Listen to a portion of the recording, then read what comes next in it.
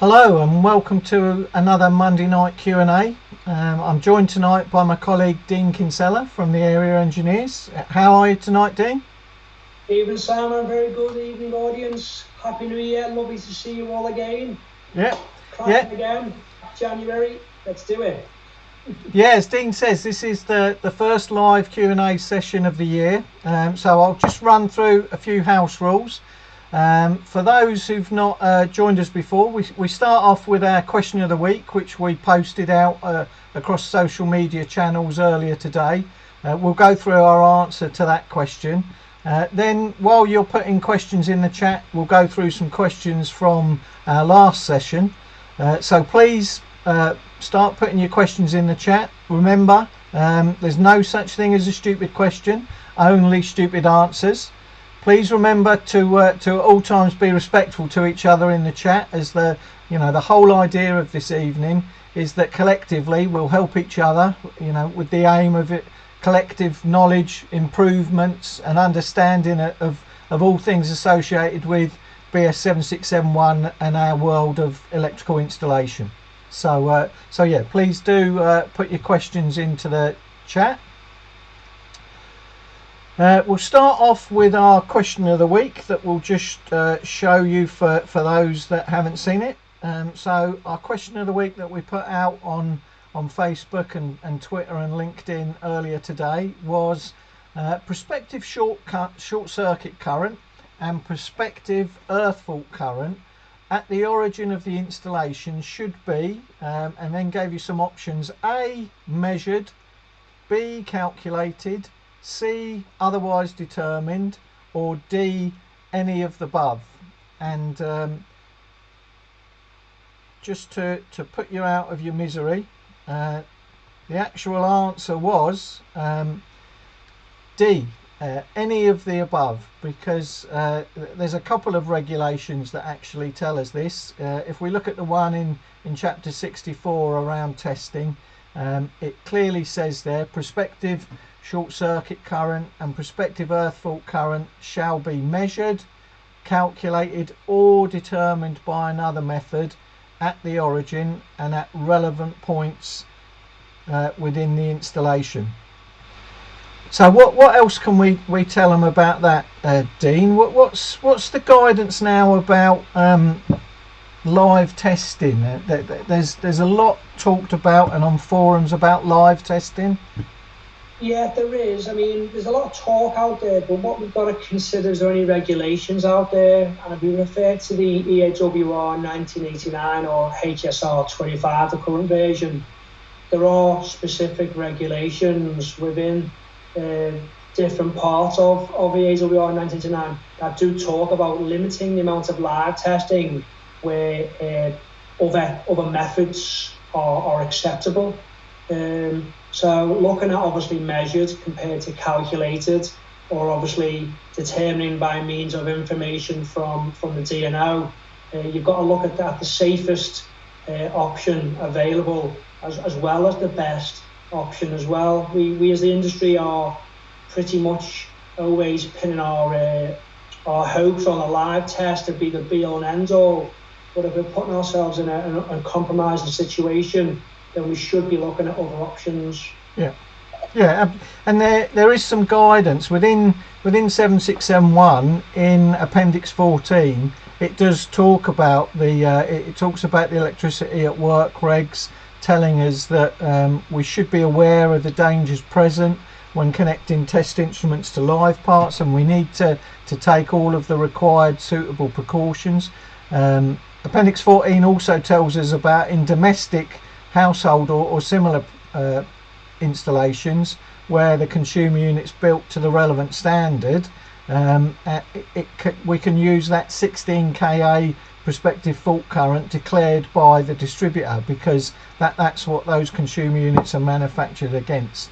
And then also calculation. I mean, sometimes we do have to get involved in a little bit of calculation. For example, if we've got a single phase instrument and we're trying to get prospective fault currents on a three-phase supply, then there are some recognised calculations that you can do.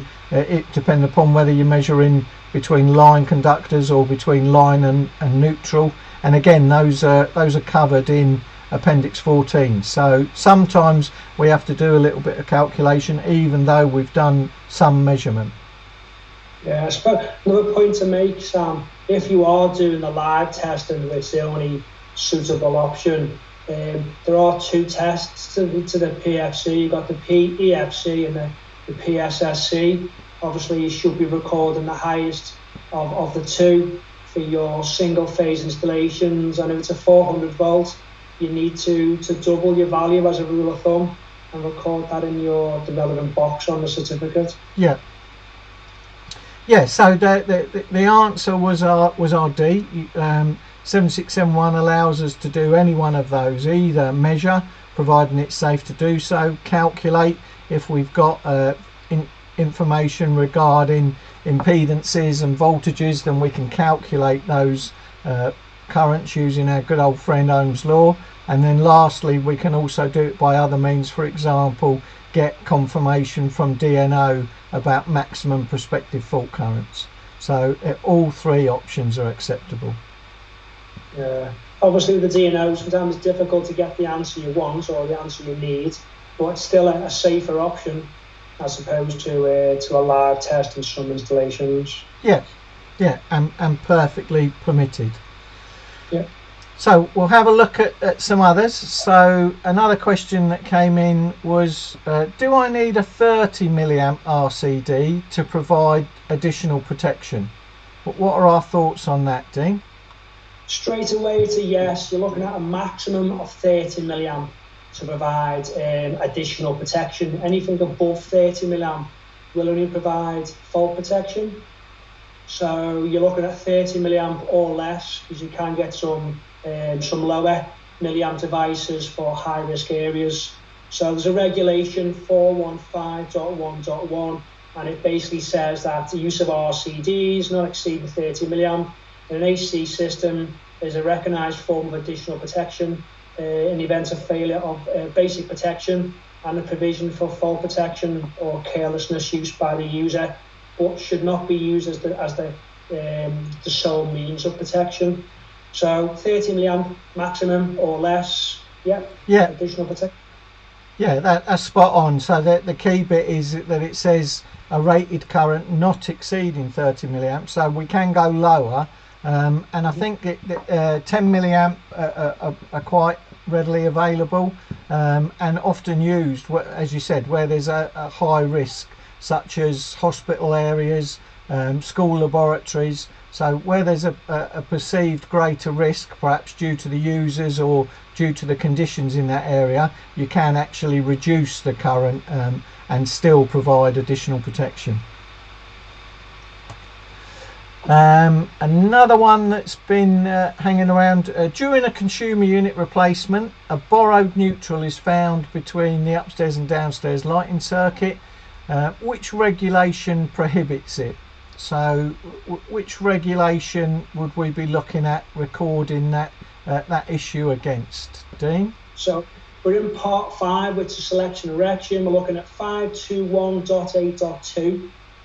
Basically says the line and neutral conductor of each final circuit shall be electrically separate from those of every other final circuit, so as to prevent indirect energizing of a final circuit intended to be isolated. Basically, you turn off your breaker or your fuse, it should isolate that circuit, and there should be no other paths, anything coming back down for the neutral anywhere else.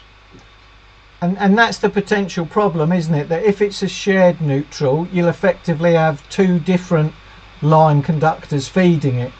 And you might isolate one thinking that also isolates the neutral without realising that that neutral is common to another circuit and therefore is still energised. So that's the issue, that it's not readily identifiable how to isolate it when it's a borrowed neutral. Yeah, things to consider on that particular question or topic, Sam.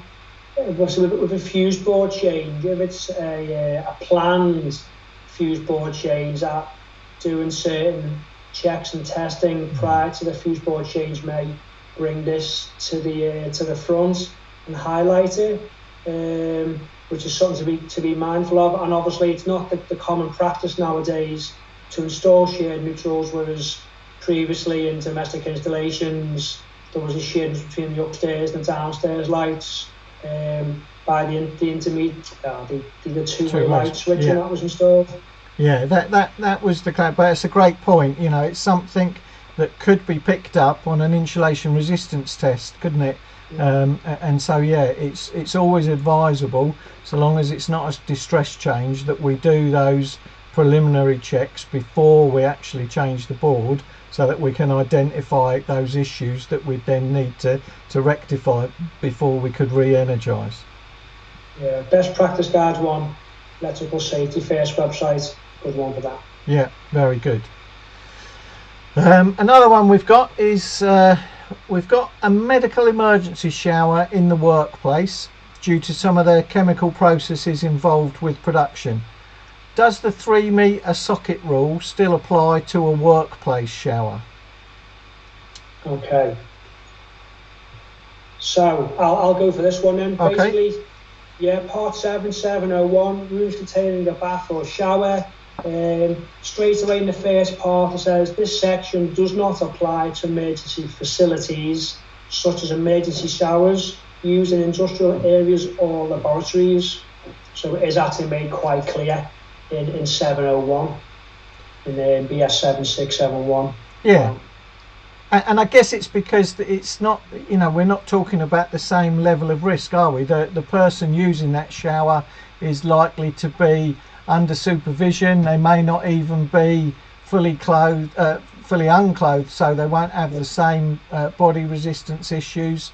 So yeah, it is treated separately because the way the shower is going to be used is very different from a general shower. It would still have to comply with parts 1 to 6 though, wouldn't it? It would, yeah. If you go into selection erection, you're looking at part 5. There's an actual regulation here I've got. It's 512.2.1. Basically it says equipment shall be designed appropriate to the situation in which it is to be used, or its mode of installation shall take account of the conditions likely to be encountered. So any equipment needs to be fit for purpose and for the location. Yeah, absolutely. We've either got to install something which is suitable for that environment, for example, got the right IP ratings, or the way that we install it makes it suitable. So we might have to think about additional enclosures, for example. But yeah, it's worth pointing out, because I think sometimes it's easy to fall in that trap where we say, okay, we don't have to apply 701, so off we go, but then we forget we've still got to apply parts 1 to 6 because they're the general regs that should be complied with for all types of locations. So yeah, don't forget, although we're excluded from 701, we still need to comply with parts 1 to 6. Yeah. Another common one is can the removal of a plug from a socket outlet be used as a means of isolation in accordance with 7671? So can I use a plug, withdrawing a plug from a socket as a means of isolation? Yes, you can. Yes, there's a table. Again, selection election, we're going to chapter 53. We're going to table 537.4. For those who've got your books handy, it's in BS 7671, 537.4. Basically, it provides guidance on selection of protective isolation and switching devices, and it gives the current BS number or BSEN number and tells you if that particular item, accessory, piece of equipment is fit for the intended purpose. If you look at the table, you will see that a socket outlet can be used as a means of isolation. Yeah, absolutely. Okay, we've got a question. So if you've got questions out there, please start putting them into the chat, and we'll start to work through the evening's questions. So we've got one that's in the chat at the moment.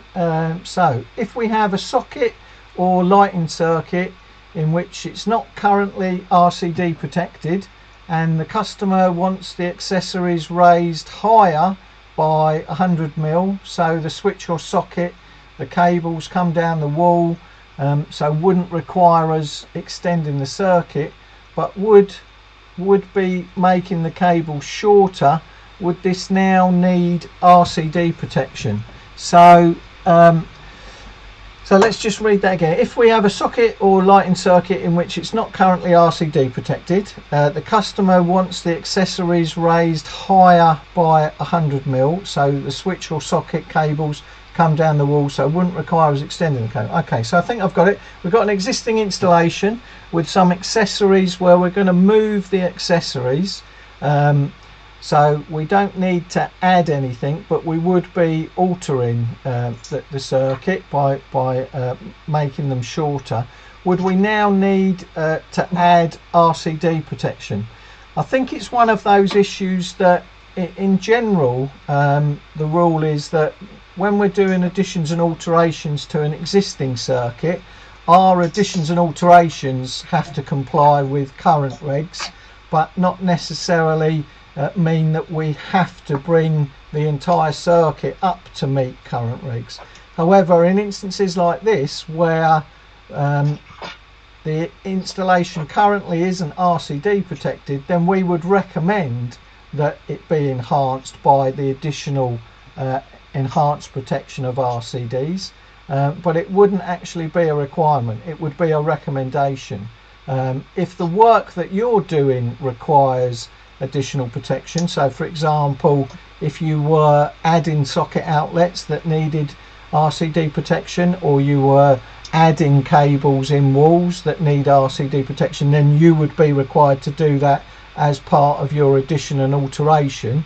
And also if you were doing a new circuit, obviously your new circuit has to comply with 7671 throughout. So yeah, this issue where we're doing additions and alterations to an existing circuit, our additions and alterations have to comply.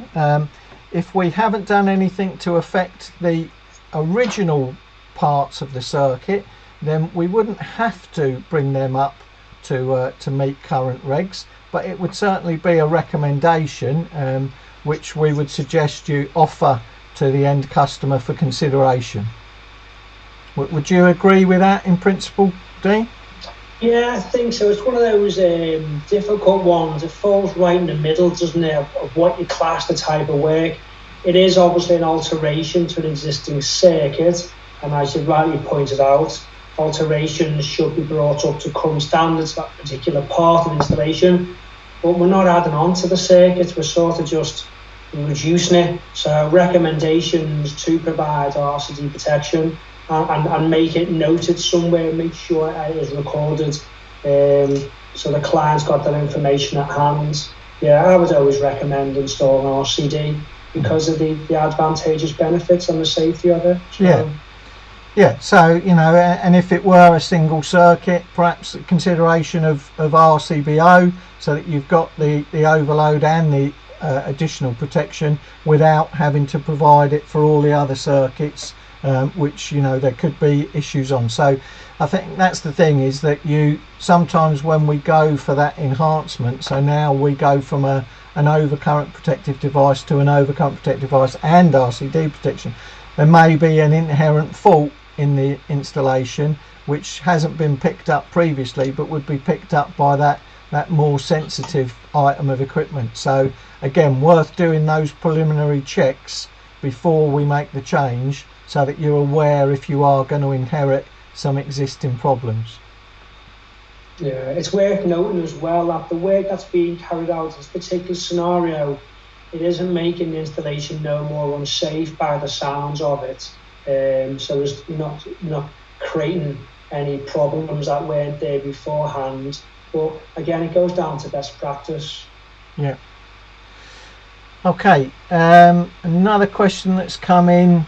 Tails run in the cavity, then in the loft through insulation, then in trunking, 1.8 metres from meter box to the loft, 1.2 metres entry to loft to entry of cupboard where DB is, half a metre from the ceiling to the DB. Does an RCD isolator need to be fitted, or a fused isolator if the board is dual spit RCD protection?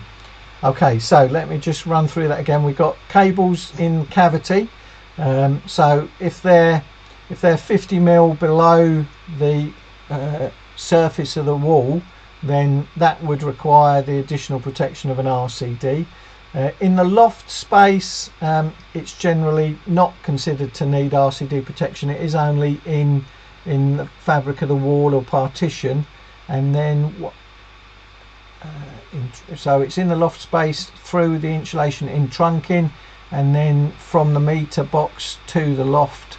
That's distance wise, so you're 3 meters in total, or 3.5 meters in total. You're at 1.8 run plus 1.2 plus 0.5, so we're over the 3 meter rule, which would generally say that unless we've got the DNO's permission to use their protective device for overload, we would also need to provide our own means of overload protection.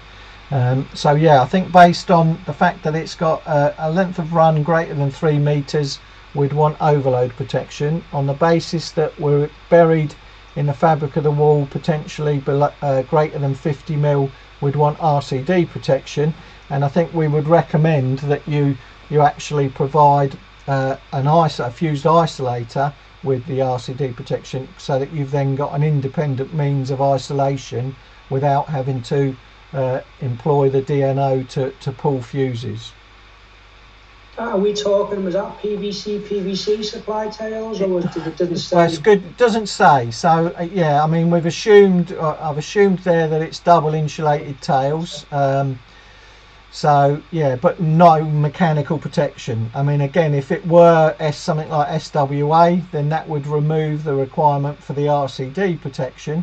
I still think you're going to need overload protection because you've increased past 3 meters. But yeah, it just a little bit of confirmation around the type of wiring system used for the tails. Okay, another one. What's the rules around fireman switch? We're being asked to install some neon signs in a takeaway, fixed wiring. Does the fireman switch only have to isolate the signs or the whole install? Alright, it's a good one. I do remember this is the 1000 volts one. I think if I think it's the sign only, isn't it? Just looking for the regulation now. I'm gonna just take my head in and have a little look. Okay, if we sort of park that one for a minute then, because I know that's a common one that we do get quite a bit. I'd need to look at my notes, but yeah, I think I agree with you. We'll just have a look at the next one. I've installed a new 10mm bond to a gas supply coming into the property. This bonding did not exist. No final circuits were touched. Can I cover this bonding work with a minor work certificate? Yes, we would suggest that you can. So yeah, there's no new circuits, so it certainly doesn't need an installation certificate. So yeah, the addition of a bonding conductor, we would certainly agree, is best covered by a minor works. If we go back to the last one, Sam, I've just brought it up. Regulation 537.4, information of firefighter switches. 537.4.2, a firefighter switch shall be provided in the low voltage circuit supplying outdoor lighting installations operating at a voltage exceeding low voltage, and indoor discharge lighting installations operating at a voltage exceeding low voltage. This requirement does not apply to a portable discharge lighting luminaire. So basically it's specific to that particular part of the installation, not the whole installation. Yeah. Or the circuit supplying that particular form of lighting. Yeah, so only installations or circuits greater than LV, which is greater than 1000 volts. Yeah, so it does sound like it's specific on that type of the neon signs and the likes, as opposed to the question, which was the whole installation, I think. Yeah. So he said, does the fireman switch only have to isolate the signs or the whole installation? Yeah, it's the signs.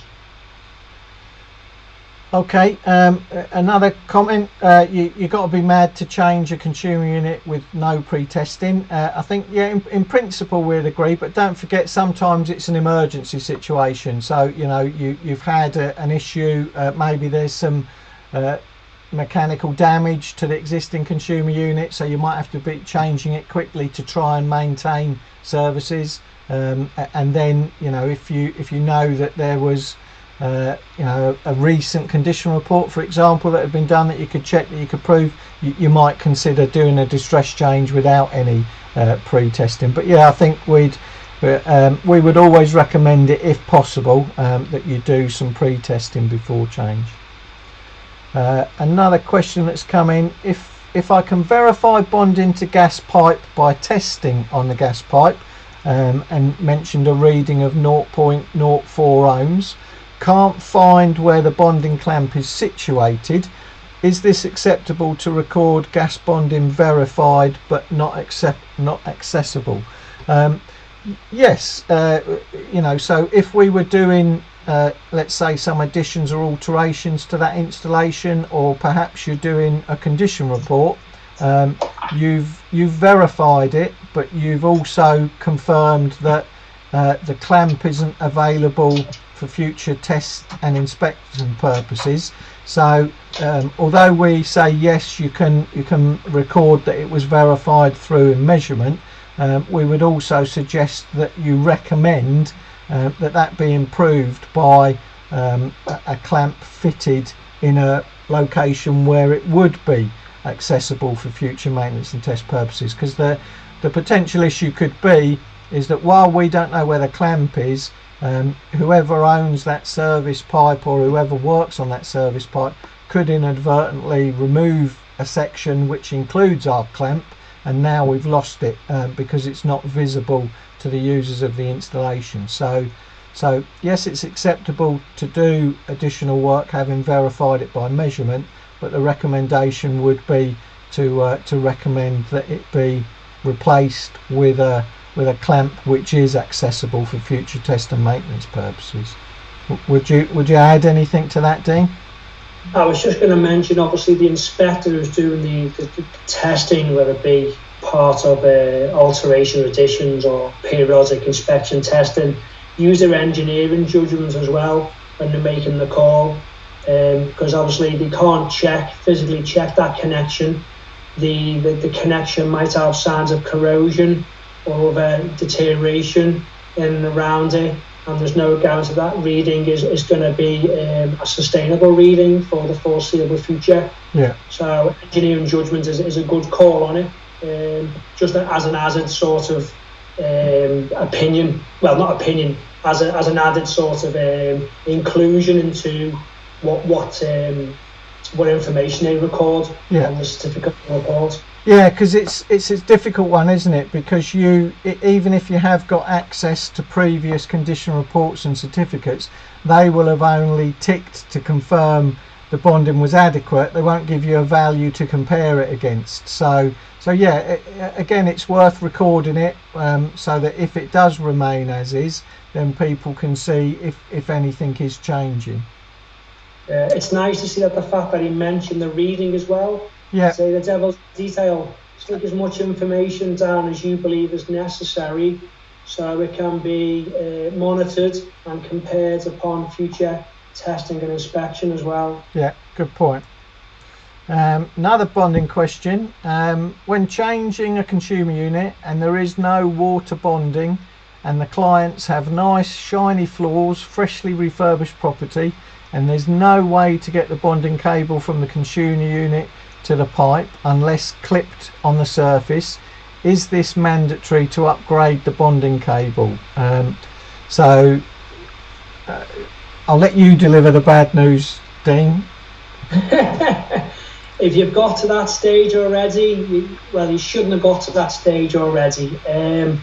Adequacy of earthing of the installation should be checked before any alterations or additions are taking place. Therefore, it would be apparent at that stage that there's an issue that needs to be discussed with the client before any work is agreed. That way it puts the installer in a better position to make a judgment call if they're going to take the work out on or not, and whether the client is going to incur additional costs. The only thing I would point out is, just because the water pipe work may have elements of metallic parts to it, it doesn't necessarily mean it's extraneous. So you need to verify if the extraneous parts, if the metallic parts are extraneous. But really, it shouldn't get to that stage. Once you've fitted that fuse board, if you haven't already checked it, then you haven't complied with the regulations. Yeah, it's so I think the same engineer has added that they called him in after the refurbishment, so they've done, a fairly common thing. They've done all of the nice decorative work, and then called the electrician in. The bottom line is, as Dean said, if you verify that it is extraneous, so it's conductive, it's accessible, and it comes in from outside, so it could introduce a potential from outside. If it is extraneous and accessible to touch, then simultaneously with other conductive parts within the installation, then it would need to be bonded. So that would be the first thing, because the reason it may not be bonded initially is because maybe it doesn't need bonding. If it's a fairly new house, then we might have plastic incoming services for water and gas. So yeah, first of all, check, is it extraneous, does it need bonding? Some other alternative solutions is, obviously, if it's not accessible to touch with simultaneously with another conductive part within the installation, either extraneous or exposed, then again it's not an issue. So an alternative may be, I don't know how practical that is, but you might be able to box in. If it's just a small section of pipe work, you might be able to physically put a barrier around it, so that now it can't be touched with another conductive part within the installation. So then again, you could record that, and then it wouldn't need to be bonded. If that's not practical, then it will need to be bonded. We often get asked the question, can we put a rod to it and put it down to true earth? Well, no, because bonding needs to go back to the MET, because it's all about creating that equipotential zone within the installation. So you can't then introduce true earth by connecting it to a rod. Unfortunately, it would need to be bonded, and yeah, it's one of those very difficult conversations to have with the customer, because they may be totally unaware of what's required. So yeah, it's always a good one to have a look at bonding requirements before you start, because as Dean said, that's one of our fundamentals. That's one of our most commonly used regs, 132.16. No additions and alterations without making sure that the existing installation's adequate, including the earthing and bonding. They must be adequate for the changes that you're going to make. Yeah, just as a quick note, it's just like a side angle. If they go down the lines of boxing in to remove that simultaneous contact, it's important to note that they may ask a third party to do the work for them, like a joiner or the likes, but the electrician is responsible for ensuring that simultaneous contact has been removed. So if the work's not done at the time of completion, it still won't comply. Either the joiner's going to come back in a week or two. It needs to be done at the time of completion to ensure it meets the regulations. I've come across a lot of assessments where there's other trades present and the contractor says, I've got it organised with a third party, but that electrician is responsible for ensuring the regulations are met, because it's their duty of care. Yeah. Okay.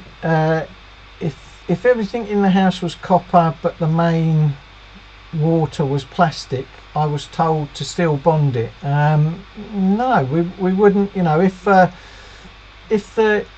and it is quite common for a plastic incoming supply then change to copper within the installation, because in many people's views, copper's more pleasing to the eye aesthetically. So it is quite a common scenario to have a plastic incoming pipe but metal within it. But providing then that metal water pipe doesn't re-emerge into earth, so it doesn't go into the ground and pop up at the back of the house. If it stays internally within the installation, there would be no need to bond it, because although it's conductive, it can't introduce a potential from outside because it's insulated from the outside world by that plastic incoming service. But yeah, you would need to check just to make sure that it doesn't dive under the ground to come up somewhere else in the property, and perhaps do the measurement to confirm whether or not it's extraneous, whether or not it's earthy, and that will really tell you. But yeah, there's, in principle, if it comes in plastic and then changes to copper, providing it then doesn't reconnect with the outside or with true earth, you wouldn't need to bond the copper.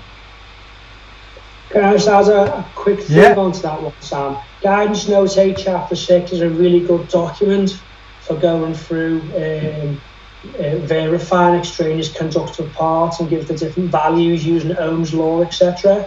Another thing to consider, and I've come across this in a few sites, where what you said is the true case, where it's a plastic water pipe coming in with metallic pipework within installation and it's not going back to earth. If the installation is tested at the time when there's no water flowing through the system, you will get that infinite reading. However, once the system has been, the water system has been tested and is in service, the water does bring a resistance into the metallic pipework. Well, it's not a great conductor. It's not as people think that it's going to act, and in fact, clean water's even a worse conductor than dirty water. So it shouldn't influence whether it's extraneous or not. It's really down to that conductive pipework having access to outside and access then to a different potential which isn't already in your installation. So like, for example, True Earth, where we've got a non-TT system. So we've got a TN system, and we've now brought conductive parts in that have access physical contact with True Earth outside. Another common question, which is a good one, is there a regulation for the use of LSF cable, or is it just specified by designers? So there's nothing specifically in 7671 which talks about the use of LSF cable, but again, there's one of the regulations in our general principles which talks about licensing authorities, if you like, over superseding the requirements of 7671.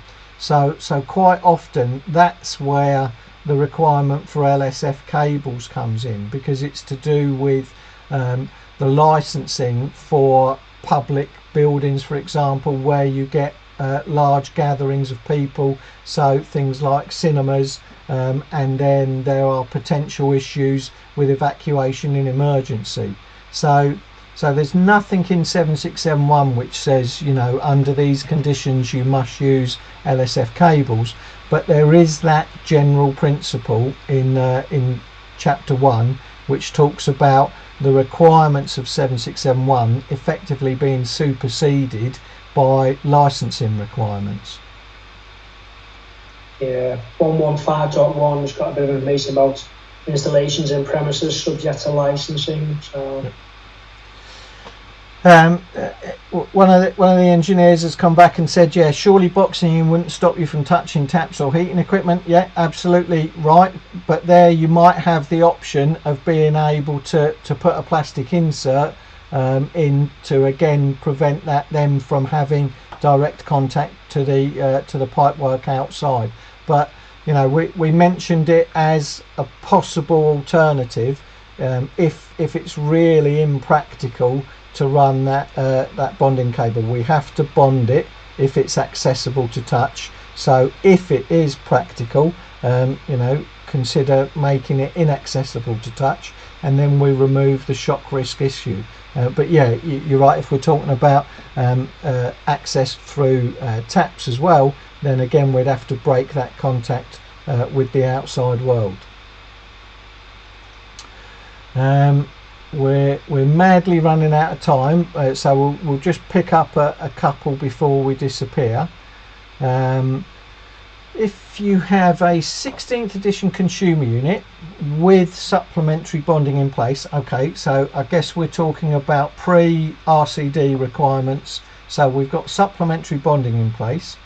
A downstairs toilet is being refurbished and the customer does not want the earth cables connected to new chrome radiator and pipework, but the pipework in the house is PVC, copper incomer, then a mix of PVC and copper pipework. Would you recommend the lighting circuit to be upgraded to RCD protection? If we are talking about a downstairs toilet, although it may have a sink and we've got water, it's not considered the same risk as a bath or shower, so we don't have to comply with the requirements of 701. I think if we're putting a new lighting circuit in, or we're adding to the existing possibly downstairs lighting circuit, then as we talked about before, our addition would have to comply with current regs. So if that lighting circuit, the existing one that we're adding onto, doesn't have RCD protection, we would as a minimum have to RCD protect our addition. So perhaps think about something like an RCD spur to give us protection, or, you know, as we talked about earlier, it would be a recommendation to add RCD protection to the whole lighting circuit, but again do our preliminary checks first of all, just to make sure that we can do that without inheriting a fault which we've got to repair first. Would you add anything to that, Dean? No, I think you covered that, Sam. Yeah, good explanation there.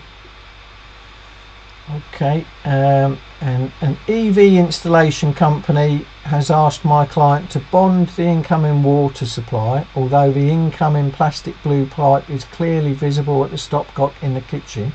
Can I advise my client no bonding is required due to incoming plastic pipe?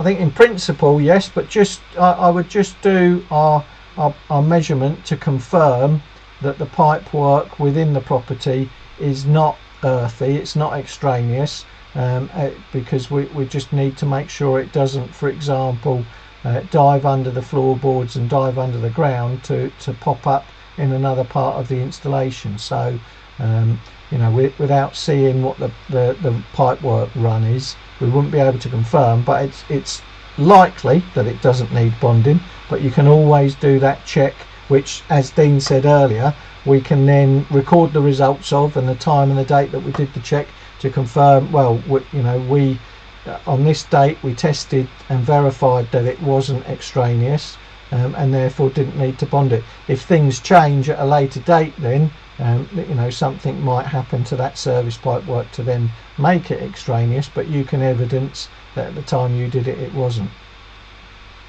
Yeah, just as a point on that one, Sam, might be advantageous for the contractor to try and put some regulations down, make reference to some official documentation, because obviously the client is going to be in between two different contractors and won't know which one is given the correct information. Yeah. So try and give it a reference. Yeah, that's a good point, because, you know, it was in the 18th where it started to spell it out a little bit, that if it were plastic incoming pipe work, then no bonding would need, even if it were conductive within the property. Okay, we'll finish off tonight on another last one. Are the requirements for electric fences on a farm covered by the special location section 705 for agricultural and horticultural premises? So lots of people on the telly at the moment seem to be getting into farming. and I watched someone last night putting up electric fences around their property, so that was quite interesting. So does the installation of electric fences need to comply with section 705?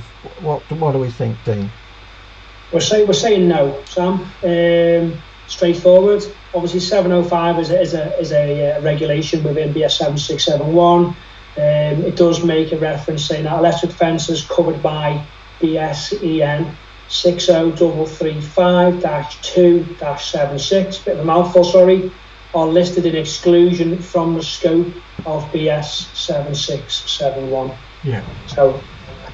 Yeah, it's one of those ones that there is that along with things like the electrical installation on board aircraft and in ships, and those parts to do with lift installation. So yeah, there are some things which are outside, although they fall within the voltage band of 7671. They're outside.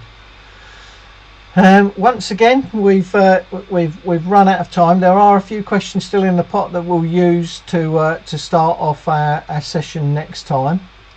Just before we go, I just want to make you aware of some webinars that are coming up. So I'll just show you those on the screen.